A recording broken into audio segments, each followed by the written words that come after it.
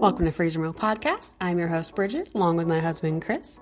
Weekly, we talk about being parents, what happened that week. It's basically our therapy session to vent out everything that we went through. We are boy parents. We have 3 boys, Enzo, Rhett, and Arlo. And if you'd like to get to know us a little bit better, you can check out our website, freezermilk.com, or follow us on Instagram at Freezer Milk Podcast. We also have YouTube and TikTok, Freezer Milk. Thanks so much for listening, and we hope you enjoy. Welcome back. Welcome back. We made it. Thank God. Yeah, it's been a struggle. Wasn't quite sure yesterday. Yeah, if we were going to get it, but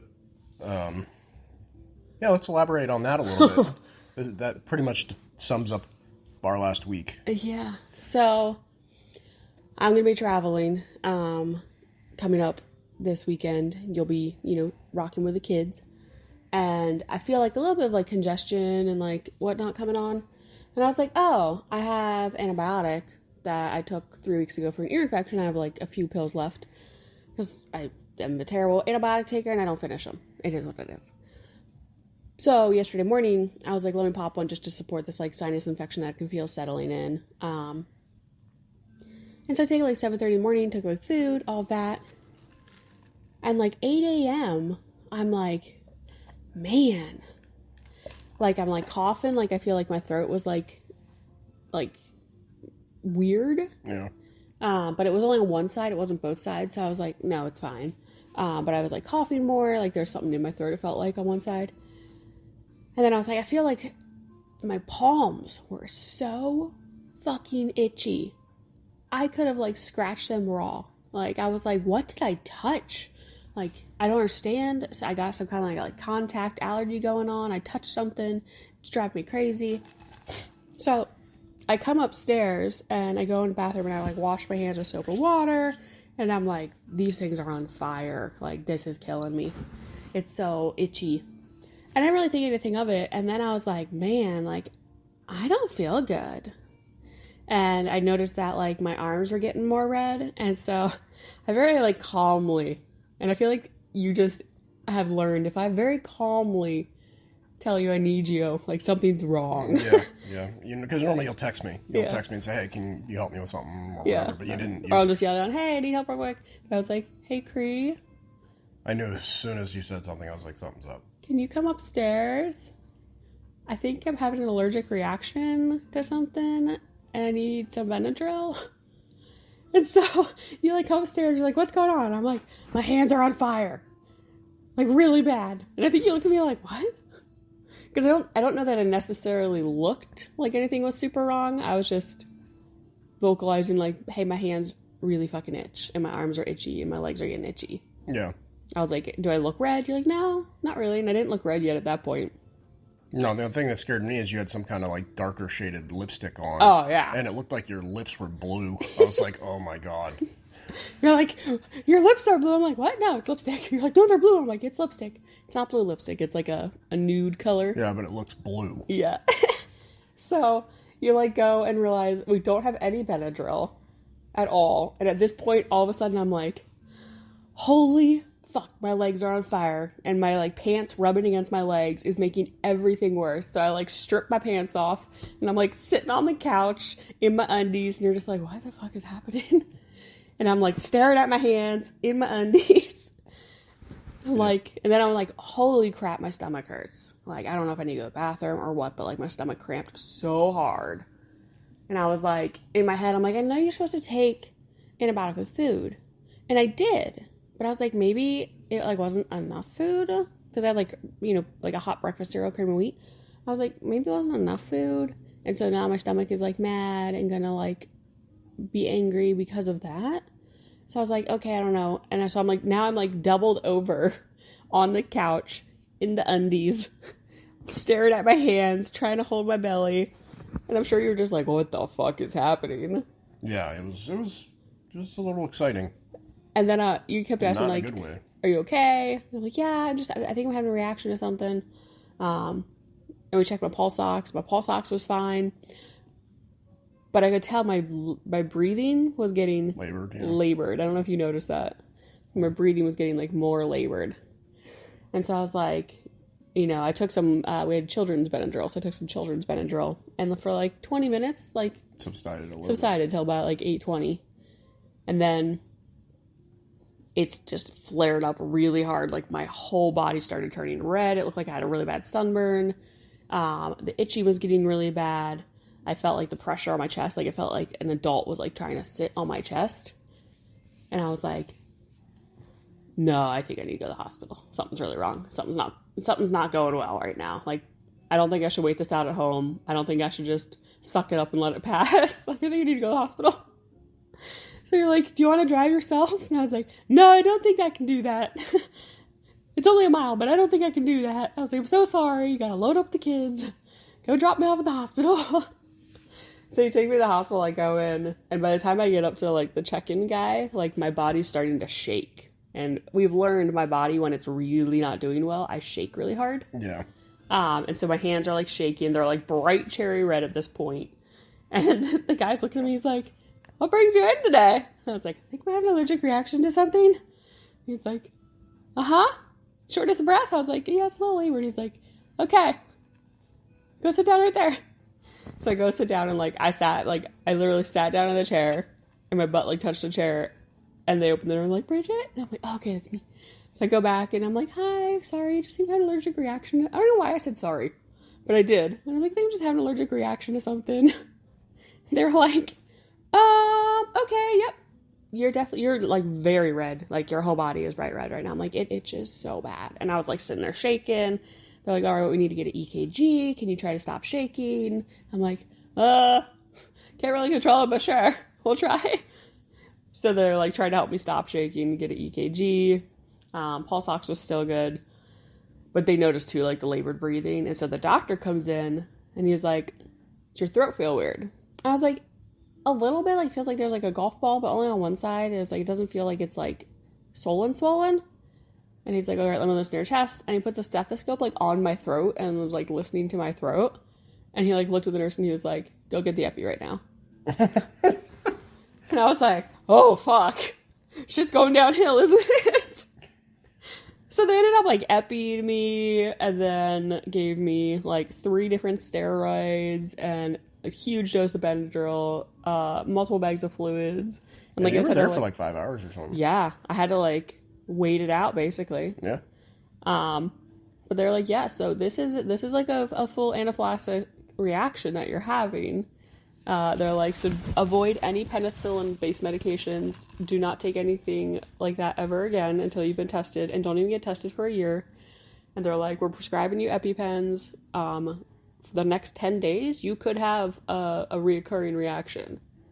I was like, what? So apparently, because, like, the medicine's still in your system. Right. So you could still end up flaring up again.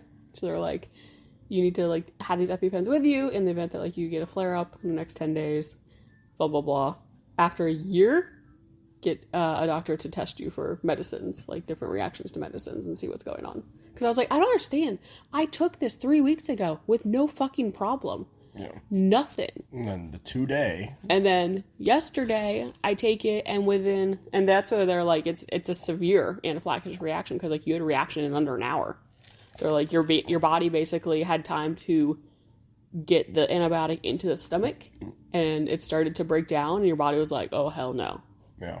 Like, because it was 30 minutes from the time I took it to the time I was like, something's very wrong. Like, yeah. It was quick. And you knew from turning red that from my incident that was a sign of like a reaction. A reaction to it. Yeah, because you had an allergy to a medicine one time. It was an antibiotic. Yeah. It was and then I took an Uber home because baby was napping, and it was a mile, and I was like, I'm not gonna, like, make you wake up the baby to come get me. I'll just Uber it home. So I took an Uber home, and I got home, and I still felt like garbage. Yeah. You were a lot better than you were, but... Yeah. I mean, I'd gotten a heavy amount of Benadryl, and then, like, the Epi, like, that's a lot on your body. Yeah. And just having an anaphylactic reaction, I guess, is a lot on your body, too. Yeah, I'd say so. So, glad I'm here today. Yeah. Glad I didn't try to stick it out at home and, like, stop breathing completely. Yeah.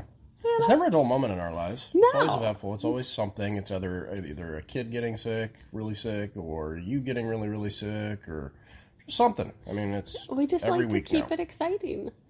I feel like we the biggest derivative for us when choosing a place to live is the quality of the hospital and the location.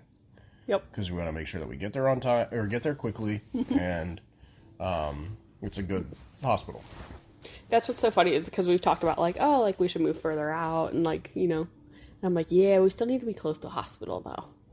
And yesterday was a perfect reason why. Yeah, exactly.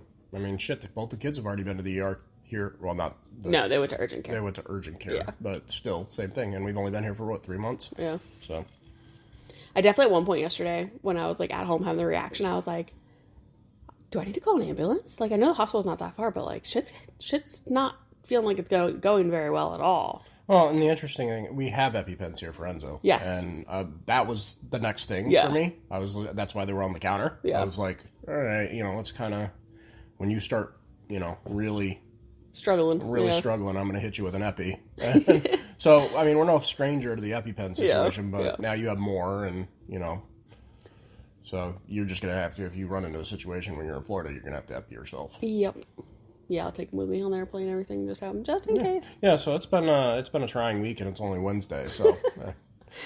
But we made it to the podcast today, so that was something that we decided that we wanted to make a priority. How have you liked getting up earlier in the mornings?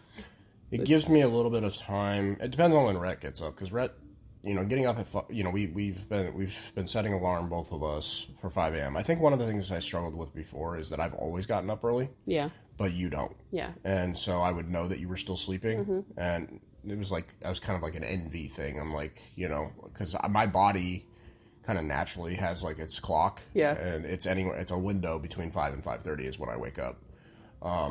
But I would know you were still sleeping, and I would have to deal with Rhett, and, you know, I think that was a struggle for me for a long time, but now we both get up at the same time. And you work on our land stuff, I work on our land stuff, I deal with Rhett, but if Rhett doesn't get up early like today, he's, you know, still sleeping, which is great. It gives us time to work on other shit, because during the day, we're stuck, we're busy with our jobs, we're busy with baby, and then by the time our day's over with work, we have the other two that we have to deal with. So we don't, and then by 9 o'clock, me and you are so mentally drained, we got nothing left. Yeah. And then we're in bed. So I think getting up a little bit earlier, I mean, I've always gotten up early, but getting up early together is beneficial for me, I think. Yeah.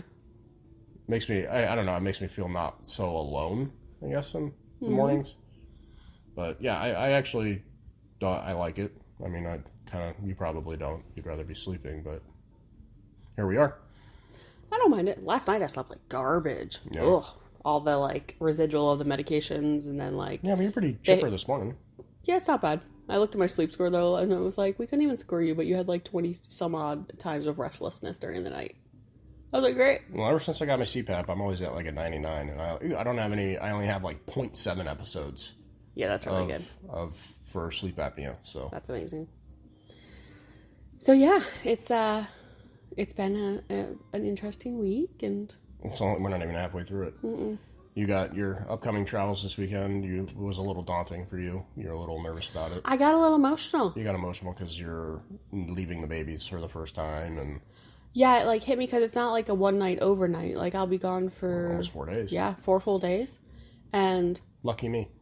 It hit me that like Arlo's never been away from me ever. Mm-hmm.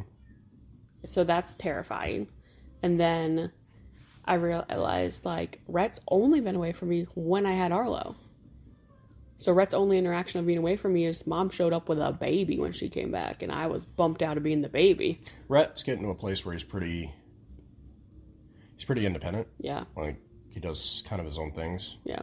He just relies on us for food and water and shit like that. But I think he'll be fine. Arlo, I don't know. That's why I've been trying this week. I've been really trying to hone in on our relationship and our connection, because I know he's going to miss you, and I don't want him to freak out and be like, where's Mom, kind of thing. I think he'll be all right. But you never know. It could go. He's going to just need to be held a lot. I hold him a lot. Yeah. So he likes to be held. Yes, he does. He's a big chunkers. He is. He's so goofy. I don't know. I think it'll be fine. more concerned about you in that big world all by yourself. Hey, I got EpiPens. You got EpiPens. I mean, Self-defense and EpiPens. You don't do good by yourself, so. Thanks. We'll see. Appreciate that. You don't do good by yourself. I'm a strong, independent woman. You need constant supervision. Oh, thanks. Who's going to make my coffee? Yeah, exactly. What are you going to do? It's going to taste like garbage. You're going to be in a hotel room with the hotel coffee machines. Don't use those, by the way. No. Go to Starbucks, spend the money. Yeah. Don't use, trust me, working in hospitality, do not use the fucking coffee machines. They're gross? Yes. Okay. Don't use them. Okay. I will not use them. Anyway, but you're going to have fun. It's a huge thing. You're going to meet a lot of people. I think you're going to enjoy it. As long as you don't go anaphylactic. If you do, find the fucking hospital. Right. Don't eat any more antibiotics. You'll send Les and his wife to come sit with me. Yeah, there you go. I'll send Les over. He'd probably meet with you. Can you go check out Bridget? Go check on her. But anyway, that's kind of where we're at this week. We're just kind of moseying on through, trying to... Yeah. I don't know. I feel like it should already be Friday, but here we are at only Wednesday, so... Yeah, how's that? It feels like a long week. I still got to pack, too. Yeah, that's going to be an all-day affair. It is, yep. But... Yeah. All right, well, Red Holden's getting up, so... He is. Right on time. We appreciate you guys listening every week to us banter and sob, and hopefully it's something entertaining for your morning. Thanks so much. Thanks, everybody, for listening. You can check us out at freezermilk.com or Instagram. Freezer Milk Podcast. Until next week, guys. Thanks. Don't forget, parenting's a trip. We are all here on the journey with you together. Thanks so much for listening.